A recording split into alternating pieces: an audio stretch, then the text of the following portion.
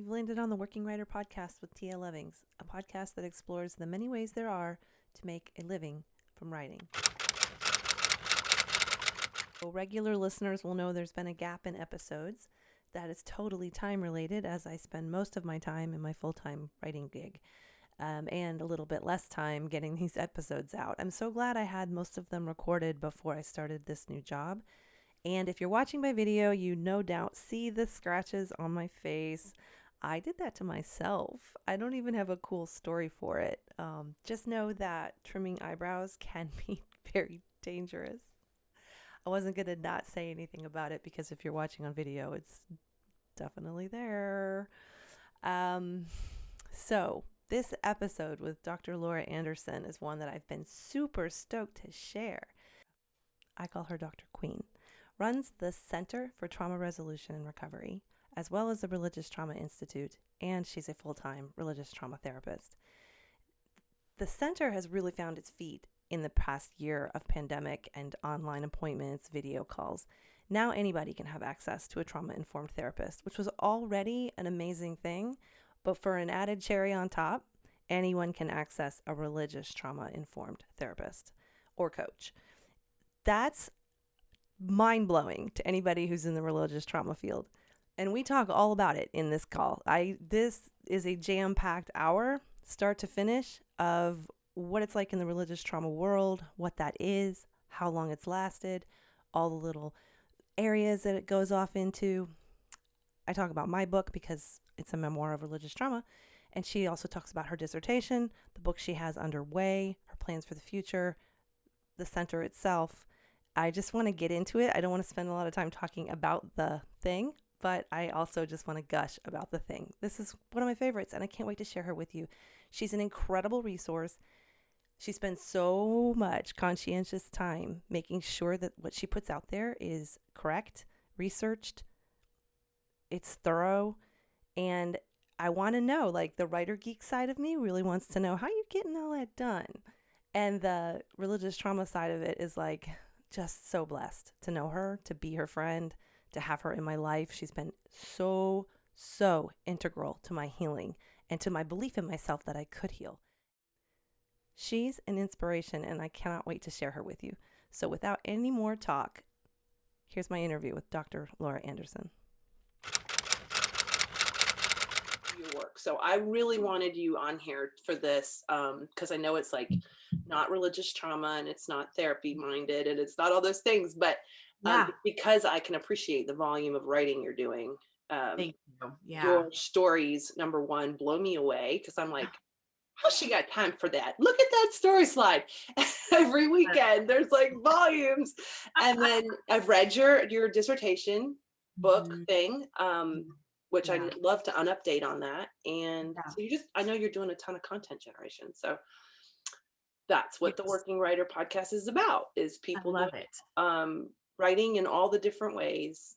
And how they make their living turning words into dollars. So yeah, that's so great. I love that. Yeah, I love writing. Always have. Like that's always been it's been my kind of go-to in terms of like the only outlet I ever had to process anything. So yes, this is like my sacred practice for sure.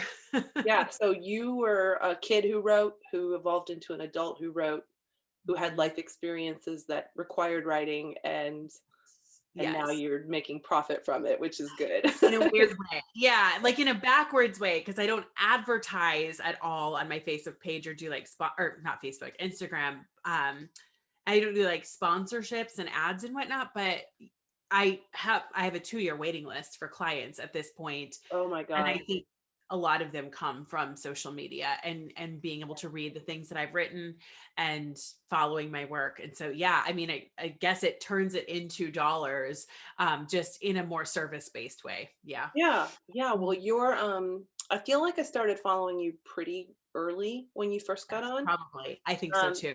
Yeah. You were not as massive on Instagram as you are now. I don't know what happened. Yeah. Well, the church happened and fucked a bunch of people over, and now everyone needs to talk about it and therapy. So. Very true. Yes. Yeah. Yeah.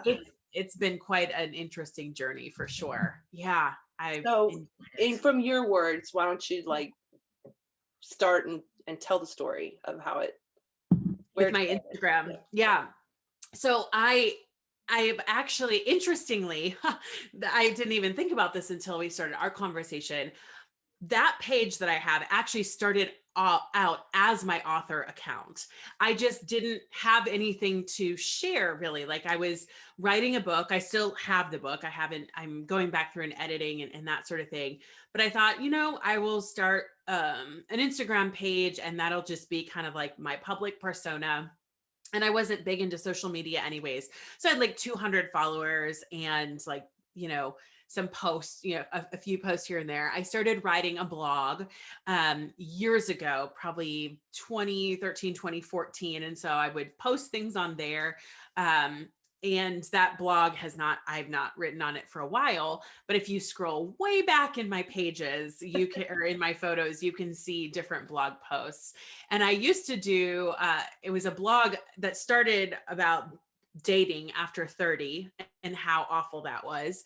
And went into my story and then eventually started moving into like bachelorette recaps that had a therapeutic twist. Ooh, And then I just got tired of yeah. writing and that account was kind of on hold. And then somewhere in fall of 2019, I was like, maybe I should try to do this. I was noticing a lot of therapists that were putting out really excellent content in the therapy world and in our accreditation kind of like organizations. They talk about like part of our job is to give back to the community, whether that is through pro bono work, sliding scales, workshops. And I thought, I don't have a lot of time in my schedule to open up a bunch of other slots to see clients.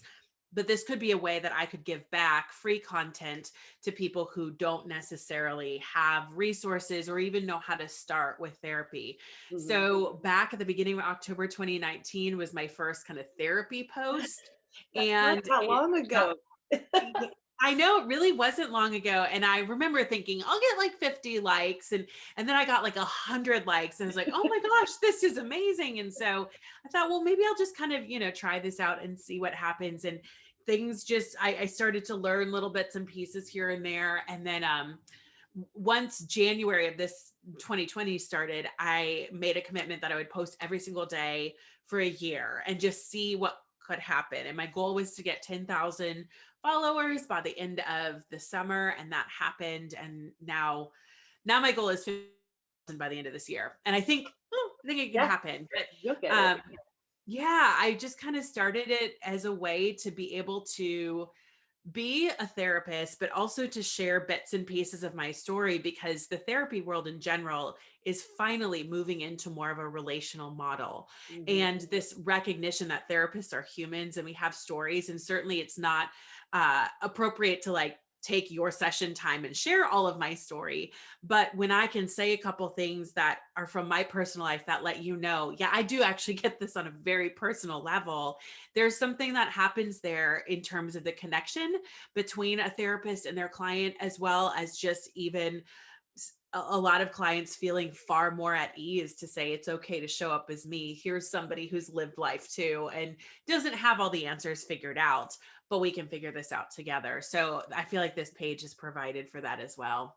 It really has. I think the therapy presence on Instagram is a really great gateway for people. They can I think so too. get it in little bites. And I Mhm. really appreciated a couple things about this year because I remember when you got your 10,000 and you got your swipe up, and I was like, Yep. and I That's love like the intentionality of your page because like yeah. it's heavy content that's like delivered in a really human, warm way. Thank And you. I so it's appreciate that. like easy to engage with, and they're Mhm. serious, heavy topics. I mean, that's Yeah. legit, but you're Mhm. not like preachy about it because you have been through it. So Yeah. like when you Yeah. let that window in, and then the other thing that you said it a couple times, therapists use therapists too. I Yes. was like, Yes. oh yeah, that's great. Now I have a rule. I will never let you be my therapist because Yeah. what happens is I get great therapists, and then I want to be friends with them, and we Yeah. can't because Yeah. we have a professional relationship.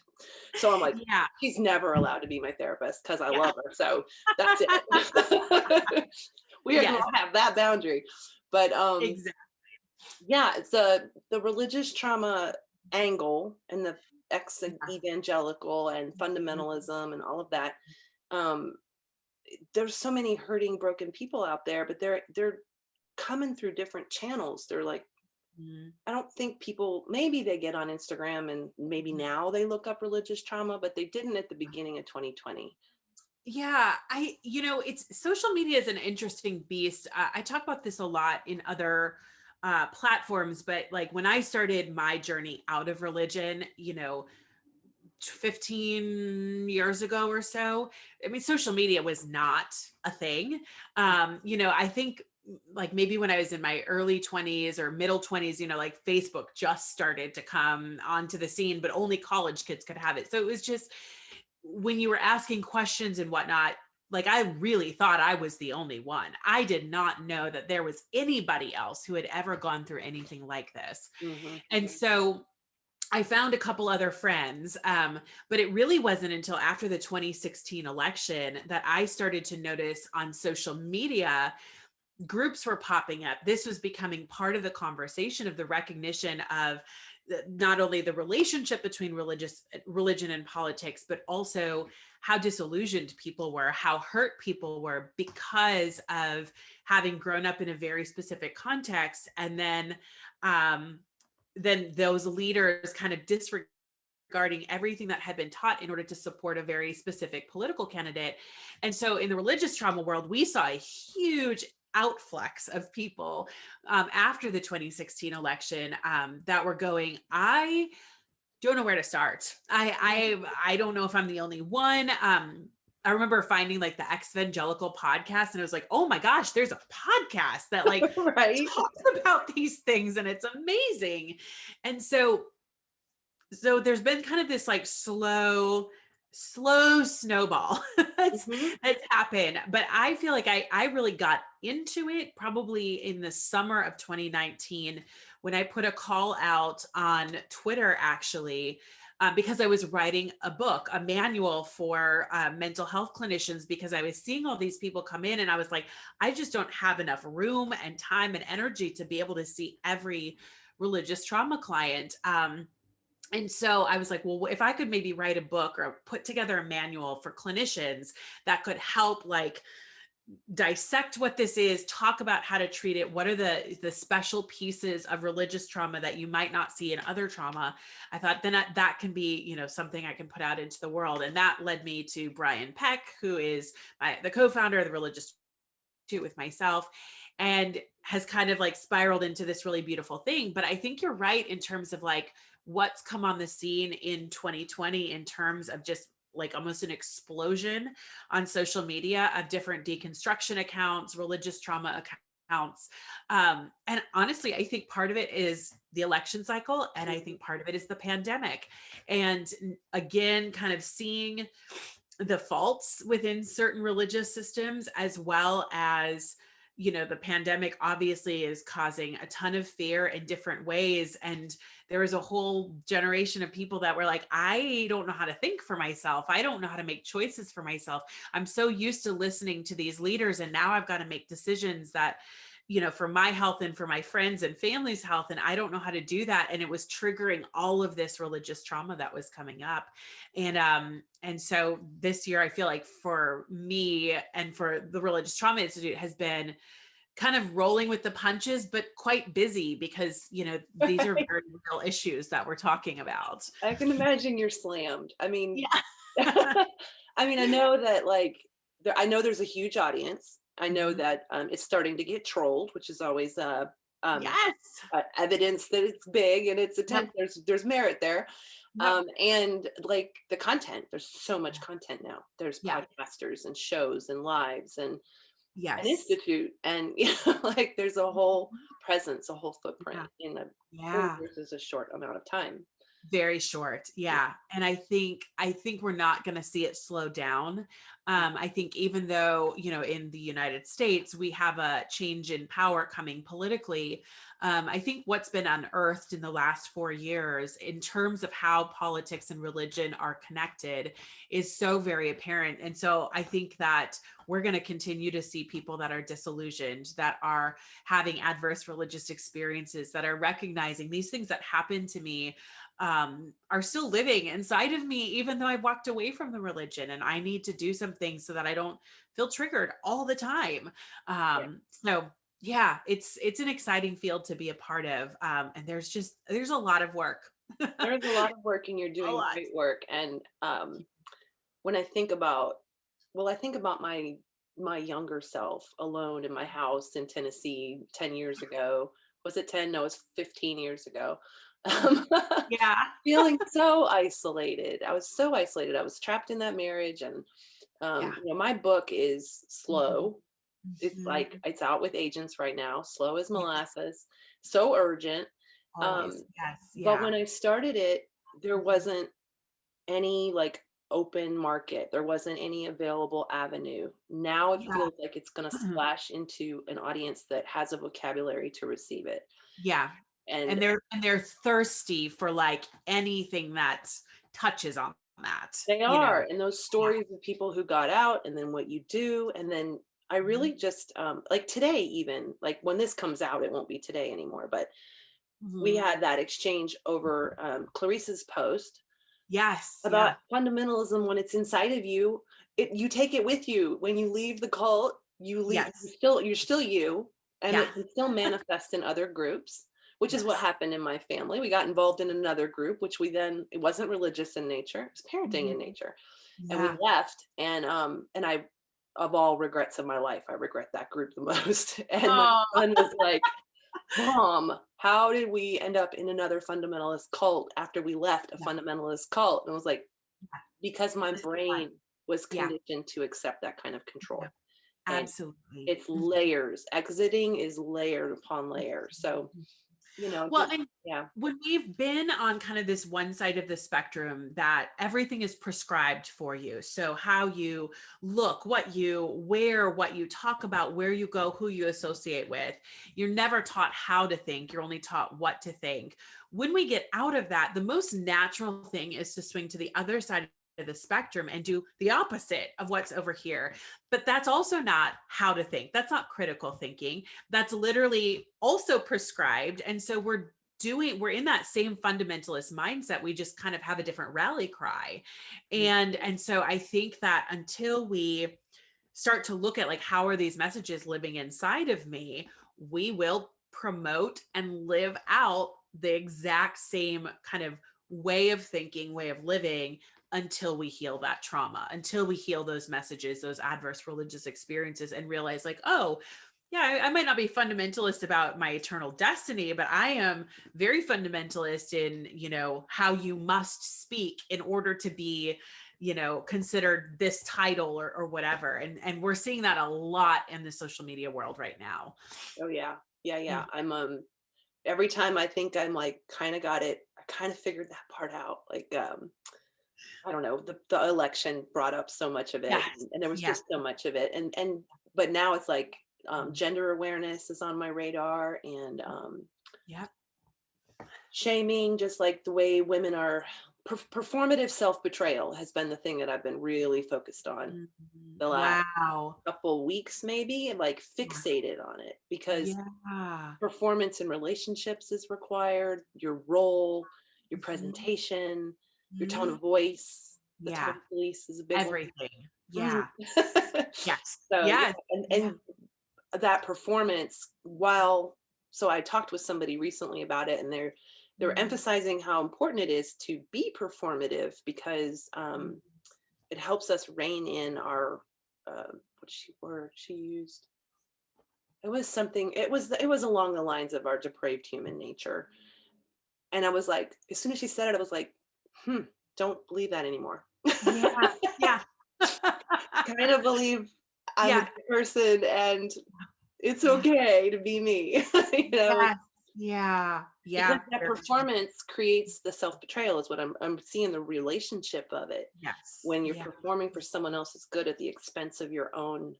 psyche, And yeah, that's not absolutely. sustainable. And that is fundamentalism.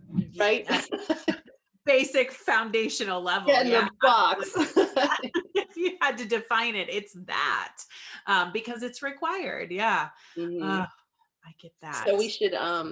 we should talk about the mechanics of what your job, your what's the word I want? I guess your routine, Yeah. because you do so much work. You have your appointments and you have human interaction that you have to balance, and then you Yes. have all this content generation. What does that look like for you time wise? What kind Yeah. of editing steps do you take? Collaborations. I like all the geeky shop stuff. So Yeah. Violet. Well, for right now, I've had to keep it relatively basic, just given the amount of things on my plate. I think once my dissertation has been completed and accepted and my PhD program is over, I'm already trying to think, how can I do more? But for me, for whatever reason, it takes me like the same amount of time. If I'm writing a post the day of, it takes me like so long to figure everything out and edit. Or if I do everything ahead of time and write like 18 posts at a time, it takes like the same amount of time for me because I just get in a zone. So what I've started doing and how I arrange my schedule is I like once a week we'll sit down and write out 7 to 10 posts, and then I just kind of leave them for a bit. And I use Canva to create, all of my memes and everything. And then I use an app, actually, Planoli is what, and I have like the business version or whatever the upgraded version is, so that you can do like an auto post. So when I get everything into that app, I set times like, okay, I want this to post at Instagram on Monday morning at 8 a.m. and it just automatically posts. And so that part for me has been a game changer because I plug everything in and then it just goes. And I go on Instagram, at some point within a couple hours after it would post and, put it on my stories or whatever. But for me, in order to kind of maintain certain boundaries, it's been important for me to have some of those planning apps and do things ahead of time, like on a certain day, so that I'm not spending all of this time on social media. Um, Can you do that on your desktop when you do the yes. planning? Okay. Yes, I Okay, do that's almost awesome. everything on my desktop, including my Instagram stories. So, What?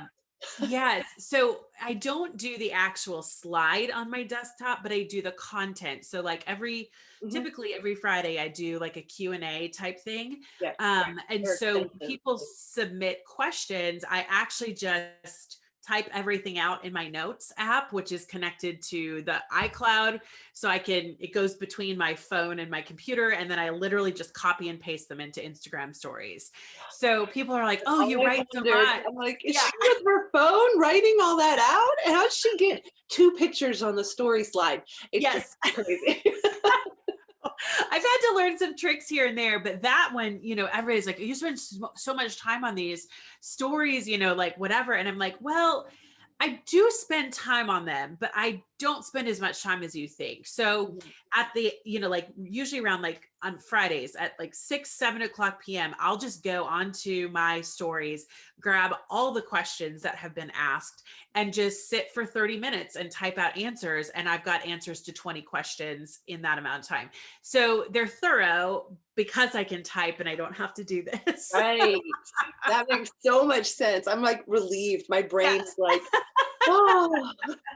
I Yeah. Yeah. suspected, but I couldn't figure it out, and I was like, she cannot be sitting on her phone all this No, time because you see no. clients and you have stuff in your life happening, so Yeah. yeah. Yeah. Yeah. So that has been a game changer. I will definitely say that. I know on certain planning apps, like you can actually still like plan out and schedule stories. I haven't gone that far yet. A long time ago, I heard a woman on a podcast and she was talking about her social media. And she was saying, if you look at my page, like the grid is very like curated. There's a very specific look. and that sort of thing. She's like, but if you look at my stories, that's real life. And Mm-hmm. she said, I did that on purpose because I wanted to be able to give really professional content, but then also really real content. And that stuck with me. And so that's kind of how I've designed my page, is that if you go onto my page, the grid it has a very specific look, for a very, kind of a fun audience, whatever. And then my stories are everything from like really inappropriate memes to therapy stuff to purity culture stuff, little videos, whatever, because I want people to see I'm a normal human. Yeah, Like, and it works. I'm certainly not perfect. Yeah. So yeah. It works, and it's like humanizes everything, and I think too, it like, because I take the same approach, and I feel like it helps me explore other branches I might want to go Yes. into. In a Yeah. story slide, you can do that quick and try it Very. out. I have a day for humor, Mhm. usually on the weekend, when I just can't with the religious trauma anymore. Yeah. It's just too much. Yeah. Um, talk about your dissertation and how much writing is involved in that. And Yeah. yeah. So it's funny because so I love writing. Like I said, it has always been my thing. And I go to a school, I go to Saybrook University, that has just a lot of permission for doing different types of research, different types of people, backgrounds, like everything is acceptable. In fact, the first way that I learned how to have healthy community with differing lifestyles and opinions and whatever was there, because nobody's threatened by differences. Differences are welcomed and celebrated. Ooh. And so that flows into every aspect of how the school kind of exists, I guess. And so what that means for me in my dissertation is that I had flexibility to not only study what I wanted and to design that myself versus like carrying on somebody else's research. I also had a lot of flexibility in terms of how I wanted to do that, the methodology that I wanted to use. And so I'm using what's called a heuristic methodology. And essentially that means that we study people, we like basically dive in, immerse ourselves first into an experience that is important to us. So the basis of heuristic research is whatever you're researching has to have come from your own living experience, and some question kind of arises out of that you go, I think other people might either share some of these experiences or have insight on this, and so I'm going to study it. And so for me, it is all connected to religious trauma, but I took a much more specific approach. And I went with the experience of living in a healing body after sexual trauma. And there is a lot of physical sexual trauma that I've experienced, as well as a lot of sexual trauma from the purity culture and those messaging and religious trauma, adverse religious experiences. And so while that is not going to be a huge focus, that is definitely woven in there, because as I'm digging into all of this other sexual trauma, you can't miss that. Like it Related. pops up everywhere. Yeah. So I've spent the last almost full year exclusively working on that. I will have probably about 4 or 5 months left so 2021. And my goal is to graduate spring semester. And the thing with dissertation writing is it is the most ridiculous thing ever, because nobody ever writes like that. Nobody ever wants to read something like that. So I will hopefully write a book out of that. But my parents are like, oh, we want to read your dissertation. I'm like, no, you don't. Like I was like, this is not a book that you sit by the fire and read. I'm like, you throw it into the fire because it's just that boring. But but on the flip side of it, it's I love it because I'm able to study my experience and what it looks like to be a healing individual.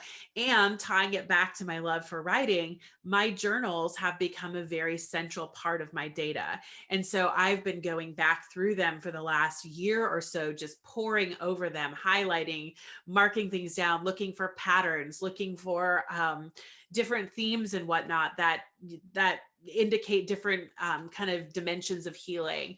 And so I feel like this is the culmination of like my life work in a way, Wow. because it's covering all of these, you know, years and decades of my life through my own journals. Has it been, I can imagine it would be, has it been like really healing to look at the objectivity of what happens to us when we grow up and what we live through Yeah. and It's been healing in different ways. Like, you know, certain times where I've had to really kind of step back and go, wow, I didn't realize it was as bad as it was when Mm. I was going through that. Other ways has been really cool to go, oh, I've literally seen this progression of change. And I've watched how I wrote about, you know, myself with this person and where I was at in life, and then watching me ask the questions and watching me kind of go, I don't know that this makes sense anymore. Oh, And here's, you know, like, and so that has been like, I never imagined I would ever go back and use journals for that, but it's been really incredible. And I think, you know, like, I always say, like, healing is not an end point. Like, we don't go like, okay, I got to the end of this process, period, I'm done, I'm healed. Like, healing is this ever evolving thing, you know? And so, but to be able to look back and to go, I am living as a healing person. Like, and I use healing instead of healed mm, because healing is ongoing. Healed indicates there was an ending to it. And so, the experience of living in a healing body and going, I'm literally like watching myself change before my eyes, to go, that thing that used to trigger me, I have a totally different response to it now because of, you know, the things that have happened inside of me and the work that I've done. So it has been a cool process. I feel like I'm going to really appreciate it at the end, because, you know, right now I feel like I'm in the technicalities of all of it. But I have actually really loved the process, despite how much I hate the dissertation form of writing. It's yeah. just so impractical. It's so boring. I love, love, love, love, can't say it enough, that distinction of healing body. Because Yeah. I'm healing too. And I Yeah. get into the thinking of, Yeah. I'm not there yet, or I thought I Yes. would be there by now, or I can't believe I'm still struggling with this. Yeah. And Yeah. it's been kind of upfront and personal this week. And I was like, Yeah. well, maybe I can't heal. Maybe I'm just going to be broken in this regard forever. But if Yeah. I think about it the way you just said it, I'm like, I have improved. I am Yeah. improving, and Yes. it will be fine. Like, just Yeah. keep doing the thing that I'm doing because it Yeah. is getting better. Yeah. It gives us that permission to literally look at every moment and celebrate, essentially, and to go, this seemingly little thing, it mattered because 2 weeks ago, I would have done something completely different. And so this is a big deal. The way that I responded, the way that I was able to keep my anxiety in check, the way that I was able to process emotion through me. Like, yeah, maybe I want to work on that, do it differently, but holy cow, did I just see what I did? Like, that's amazing. You know where That I feel like that came up is on that thread you posted. You posted purity culture is a form of sexual abuse months yes, ago. Months yes, ago. The trolls yeah. found it this week. Somehow they found it And this week. oh my God. Yeah, Yeah. yeah, And we both, I mean, I didn't read the whole thread because I yeah, was only reading the part I was tagged in. yeah, But I could see that I used to not make a joke about that. I used to get inflamed and mm, insecure about it. So I was like, yeah. damn, but then you had that whole monster thread to be diplomatic through. And Sorry.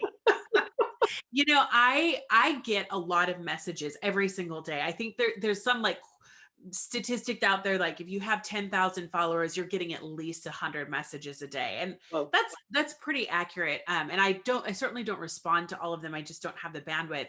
But I was nothing short of shocked at how many responses I got to those stories in specific, um, and just people going, I thought they would all be like, I'm so triggered, you should have put content warnings. And they were all like, I didn't realize how much I needed to see that and to read that and to hear. Not only did other people have these types of experiences, but to see it written in black and white and to be able to say, this was not okay. This was not an appropriate or healthy or whatever way to teach people how they had to live, and to even hear those little snippets of like, somebody else went through it and I'm not crazy and my body's responses are not abnormal.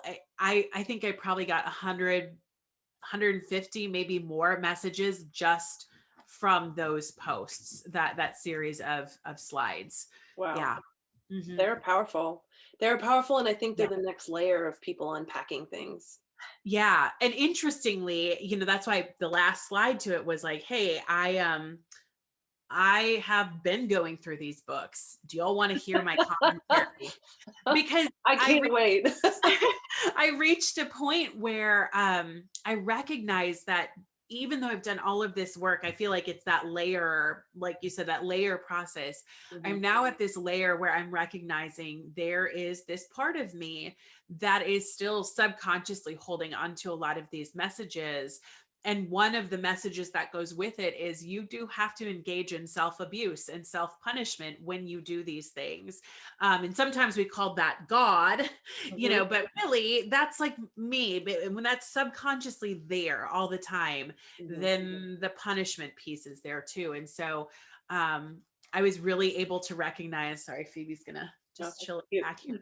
Um, I was able to recognize that like there was this 19-year-old part of me, which is the photo that I was sharing.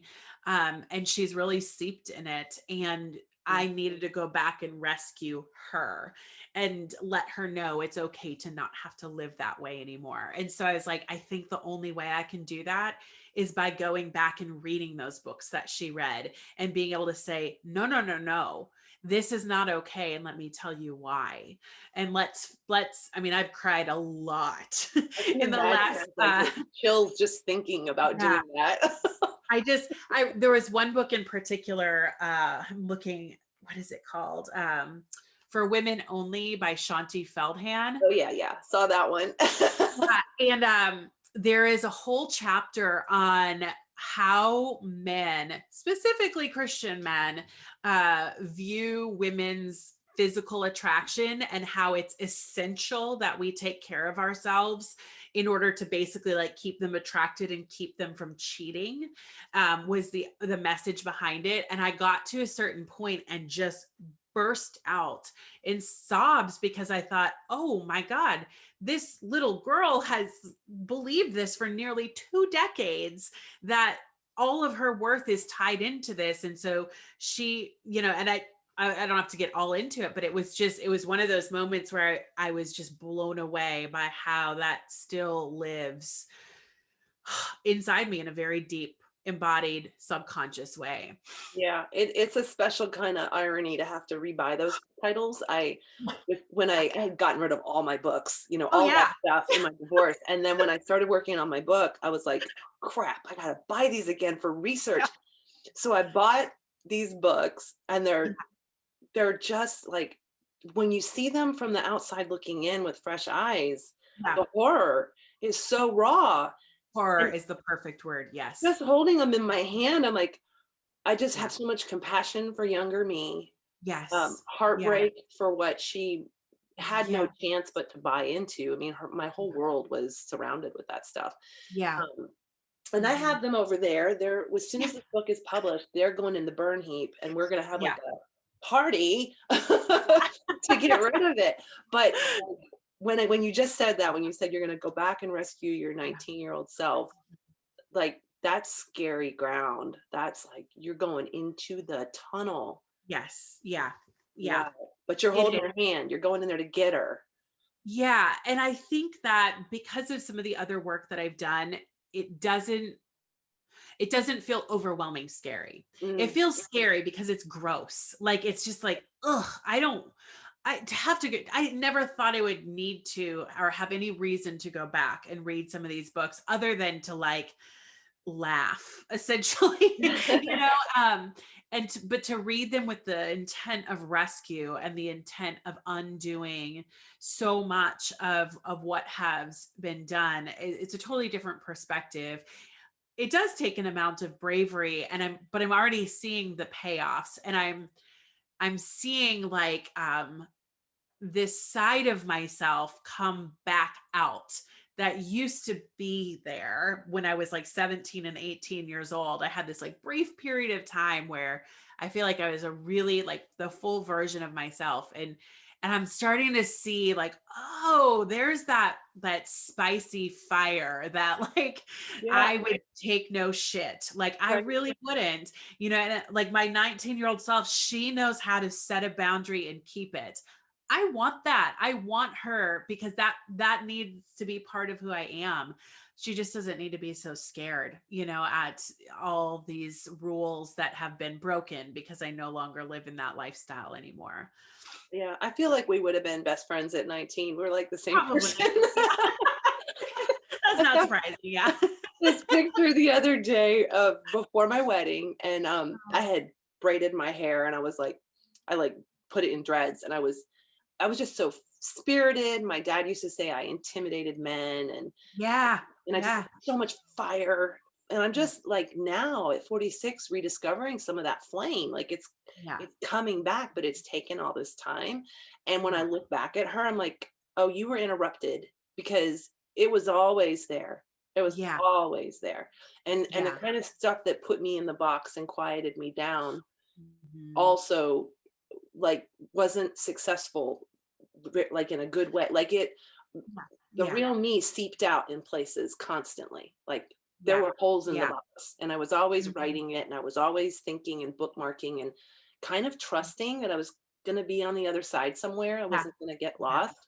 So I guess that Mhm. might be how we save ourselves, like Yeah. we hold Yeah. on to a shred and get Yeah. ourselves there.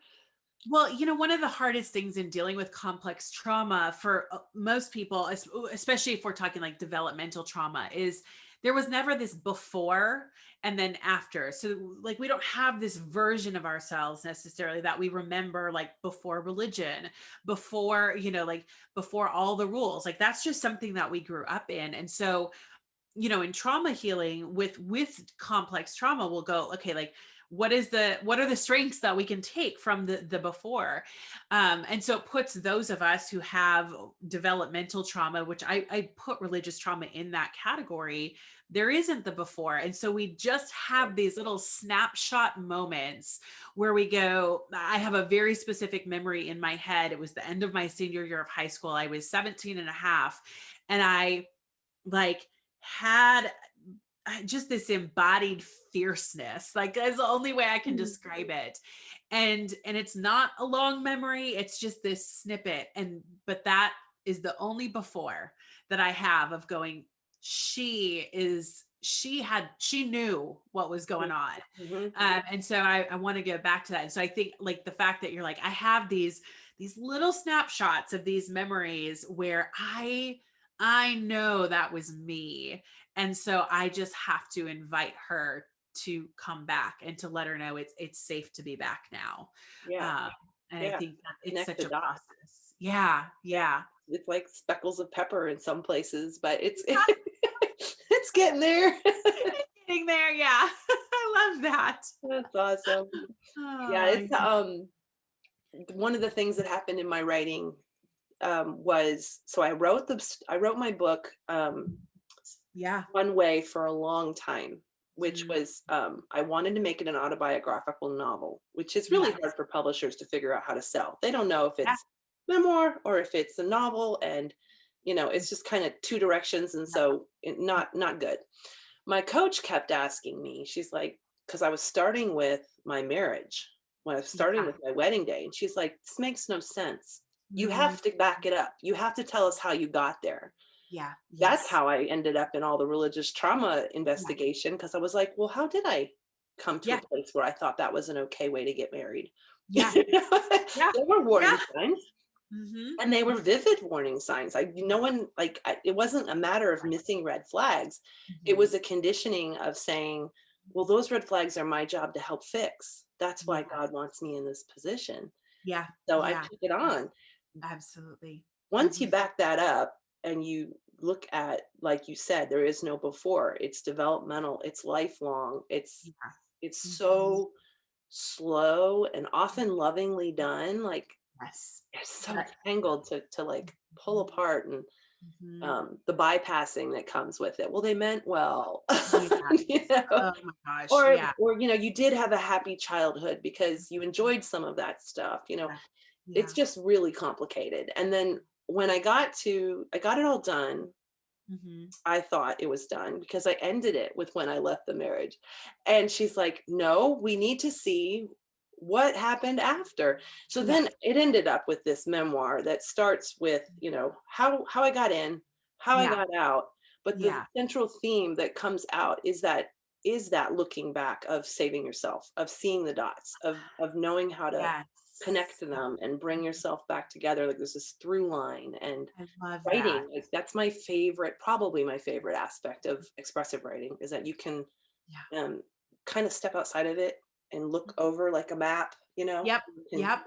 you can Uh, connect and see. I know people on audio aren't going to be able to see me moving my yeah. hands, but the video Yeah. people will. Mhm. Yeah.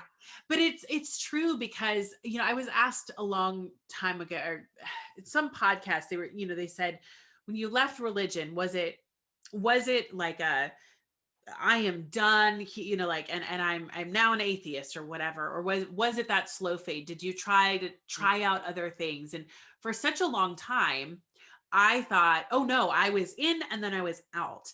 And it was really through reading my journals and going back and exploring to go, oh no, no, no. My relationship with God was exactly like my relationship with my abusive partner, where I tried time and time and time again.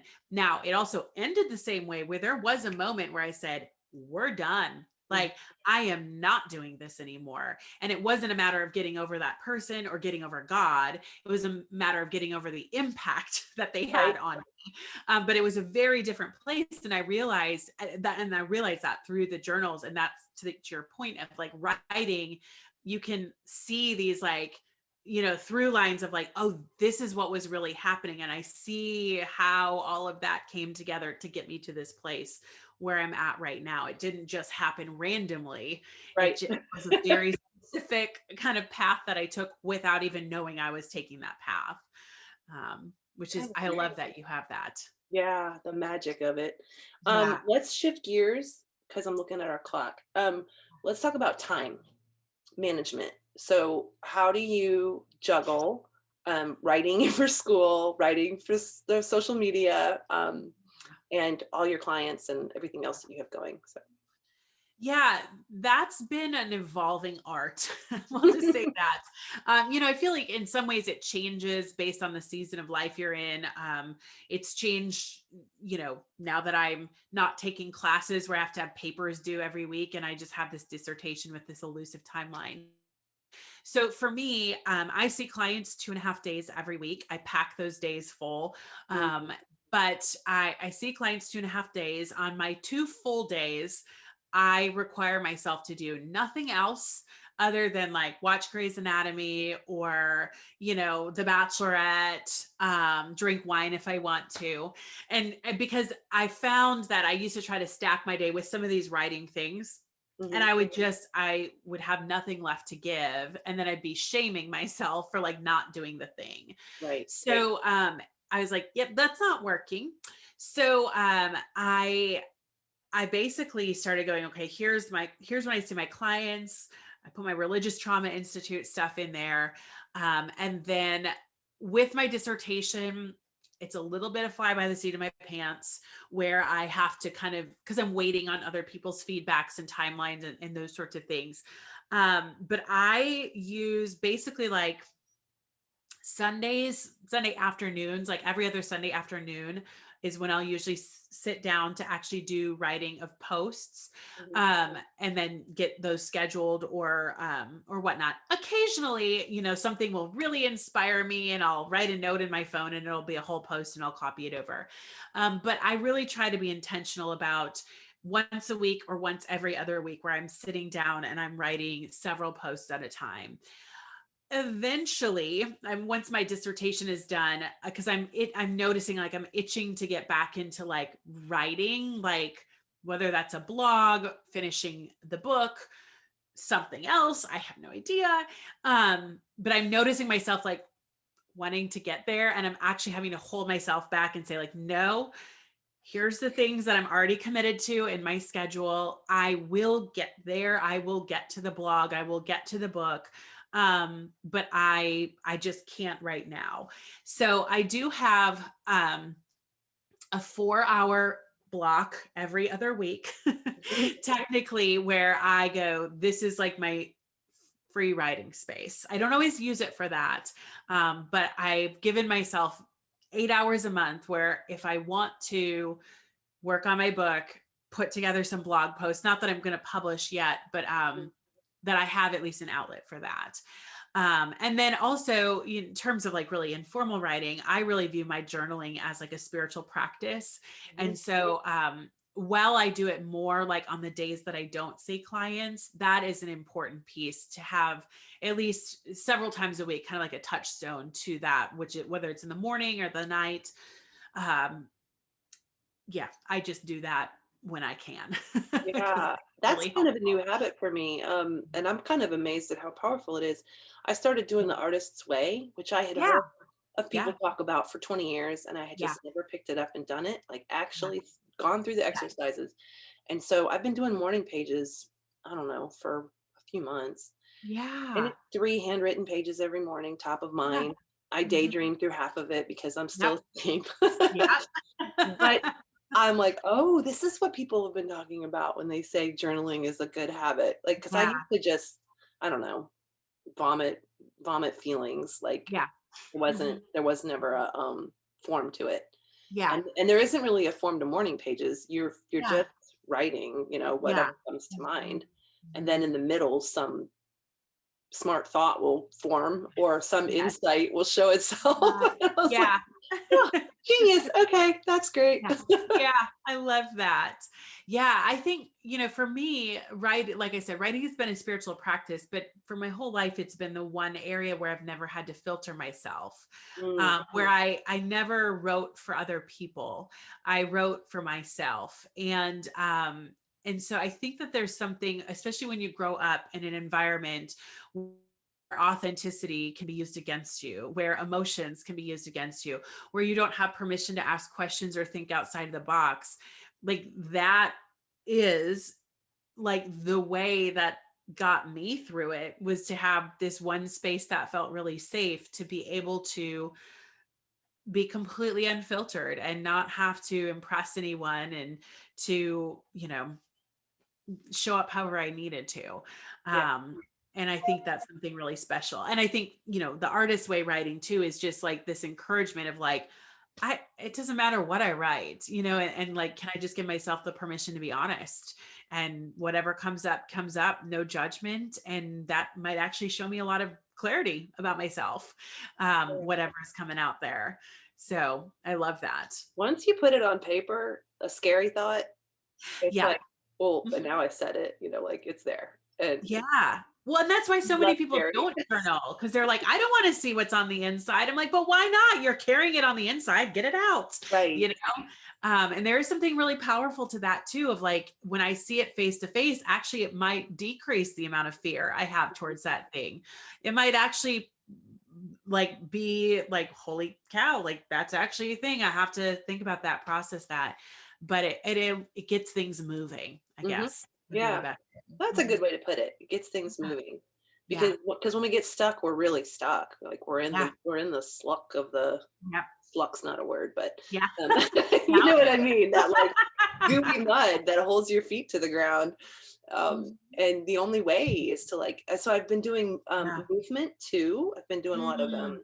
Oh, I like love that. exercise. People talk about exercise is always so important for anxiety. Yeah. But lately I do a morning yoga practice, and I do my afternoon walks, and I've always been really physically active. So that's not Yeah. new. But Yeah. I think what is new is realizing how much cortisol gets pushed through the body through Yes. movement. Like Mhm. you can Yeah. feel Mm. it Yeah. evaporate out of your skin. Yeah. Like Very go. true. Mhm. Yeah. I really want to that's something like movement and fitness and health, self-care, all of that is going to be part of the podcast because I love um that. Yeah. writers sit Yes. for Yeah. hours, Mhm. so I think you're the one who told me to get a standing desk. So I got one. Yeah, I pair movement with writing a lot. So standing desk, and I have a couple different apparatuses that go underneath that, whether it's my little treadmill, like you can walk really slowly, or I have like a I little want balance one. board. Yeah. And so what I've done is I've just like, that's actually helped move things through me. So even my clients will notice like I'll rock back and forth a little bit when things start to get really intense. And that's not me being bored or jittery. I'm literally like, I am moving this emotion through me as you're Mhm. talking about it. Like that's hitting me in a particular way. So if I can give myself just a little physical activity, that helps move it through me. And then I'm not carrying your stuff after the session either, which I don't want to. Oh And yeah, so, I always feel for therapists, man. You gotta have I'm rubber and you're glue, yeah, that yeah, whole like get it off. exactly. Sometimes you Exactly. leave the room and you can feel how much emotion you left behind. And Mhm, mhm. like I always, if therapists aren't really good at their own boundaries or their own bubble or, Yeah. you know, Yeah. that's Yeah. too It's much a to it's an absorb. art. You have to be there.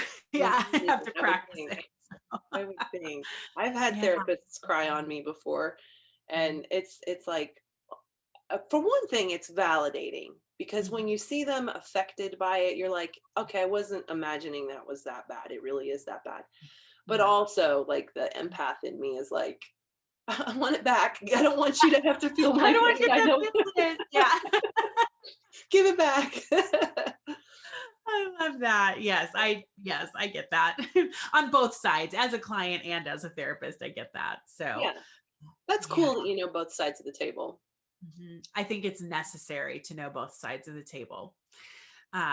Yeah, if I'm not reaching out for support, I don't really have any business telling other people that they should maybe come see me, Uh, um, because I'm not practicing what I preach. And I am all about being able to work on yourself and do some self healing stuff. But there's something so valuable about having those outside perspectives, as well as this kind of neutral figure who can help you with boundaries, who will advocate for you, champion you, doesn't have a bias, but also can challenge you in a really loving way. And there's something really healthy that can be built in that relationship that you can then take and mirror in mhm, other relationships, mhm. which I've learned a lot from my therapist in that way. And then I've been able to take it into other scenarios, but specifically my own clients. So, yeah, I That's love it. cool. So, Yeah. what's next for you? You have graduation in the spring. Hopefully. Yep. Yep. Mhm. Yeah. So I'll be like when it rains, it pours, right? So I'll be moving in the spring, probably right around the same time that I am getting my dissertation done. And not moving far, just like 7 miles down the road. But I'm not building it. Somebody else is building a Right. house. I'm purchasing it. Uh-huh. And which is really exciting. It's something that I never imagined back in religious days that I would do as a woman, own my own business and build a house Woot. without a male counterpart. So yay. Um, so that's next. And then also like hoping that once my dissertation is done, the two things that I get to focus on would be more of the Religious Trauma Institute course development, coaching certifications, as well as my own writing and figuring out how I want that to look, whether that is in the form of a book or blogs or both, or I'm not sure yet. So like I said, I've already have the one book written. I want to finish editing that, and then I will do something with my dissertation and turn that into a far more like user friendly rather than Yeah, the you're gonna have this great research. It's gonna yeah. do something. Is your book nonfiction? Yes. Yeah. Yeah. So it started off very similar to yours as this autobiographical um wait, autobiographical fiction. That's what you were Mhm. doing, right? Yeah, Yeah. I It was started trying. off that way. Yeah. And then I just was like that doesn't feel right to me. It doesn't feel something's not connecting. It needs to be my story. Yeah. So yeah, so I switched it all over to nonfiction, true autobiography, essentially. Yeah. Right. Uh, so Yeah. So I actually wrote it 5 years ago. And I had a mentor of mine encourage me to not publish it. And that was excellent advice. And she said, I think you need some more space, and some time to heal. And I think you'll find that when you pull the book back out, you'll want to say something different. And she was absolutely right. So, yeah, it's That's taken incredible. on a different, there's like you, like there's just been different things that have been woven into it that make it more complete. So I'm excited for that. Yeah. I found that once I put my name on it and I owned it as my own story, it became electrified. The Yeah. power of the Yeah. pages, I was just like, oh, okay, that and inside of me, like there Yeah. was an ownership that because it didn't connect as fiction. And Yeah. Yeah. while that fiction allowed me to have contributors that wanted to Yes. participate their stories, they Mhm. wanted to do that with some anonymity, and it let me do that, but it was too broad and it kind of diluted the focus. Yes. um, Yeah. and Mhm. I've kind of trusted the timeline because like you said, like distance from it makes you Yes. stronger to carry it, but it also helps refine Yeah. what is you're trying to say in the first Yeah. place. So Yeah. yeah, Absolutely. and the Absolutely. time will be right. I trust that, Yes. it'll be right when Did it's you right. did you ever read the book Crazy Love by Leslie Morgan Steiner? I have heard of it. I haven't read it. You'd really like it, I think, just Okay. given your own background. Mhm. And that, I mean, it's not a religious trauma piece at all, but it's all about domestic violence. And she was actually my inspiration. Like after reading her book, I thought, I need to put words to this and whatnot. And her whole style of how she wrote really connected. And so that's definitely mirrored in how I've written as well. Cool. So I'll look it yeah, up. loved that book. I Oh, read it like I'll have 24 to. hours. Yeah. Oh, yeah. I Yeah. like those, like, they swallow you, those immersive Yeah. reads. Yeah, pull you in. Yeah. It was one of those things where I was like, I'm going to just read a book this weekend. And then I was like, oh my gosh, the weekend is gone. Like I've read the book the whole weekend. So That's the life, man, right there. Wasn't that great? I hope you enjoyed that interview as much as I enjoyed having it. So let's see, some programming notes. I am getting ready to start revisions on my manuscript in the next week. I'm trying to get some of these episodes stacked so that they can just, release while I'm working hard. I have 4 or 5 more still recorded. So before we start, I'm going to take a break and then have season 2 in a little bit slightly different incarnation. But in the meantime, keep working, keep writing. I hope you guys have a great, great week.